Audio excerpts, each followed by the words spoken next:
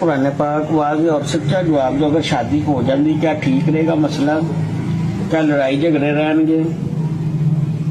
اے قرآن پاک When you distance yourself from Quran, جب آپ اس قرآن سے ایک دوری اختیار کر لیتے ہیں, جب اسلام سے دوری اختیار کر لیتے ہیں, something has to take its place. اس کا نتیجہ کیا ہوتا ہے؟ اس کا نتیجہ یہ ہوتا ہے کہ آپ کسی کے پاس جاتے ہیں اور کہتے ہیں کہ مجھے کچھ پڑھنے کے لیے دیں تاکہ میرا بچہ جو ہے اس کی طبیعت ٹھیک ہو جائے, اور give me something that I can wrap around my arm so میری بیٹی کی شادی ہو جائے, اور what آیات I should recite, اور which grave should I go to and do certain practices so میرا بچہ جو ہے اس کی نوکری لگ جائے. جب اللہ تعالیٰ کی کتاب سے آپ کی دوری ہوگی نا, تو پھر اس کے نیچرل کانسیکوینسز یہ ہیں, you will follow what shayateen wants you to follow. وَيُعَلِّمُونَ النَّاسَ السِّحْرَ. The shayateen taught people how to do magic. پھر آپ لوگوں کو دیکھیں گے people are walking around hanging azkar in their necks.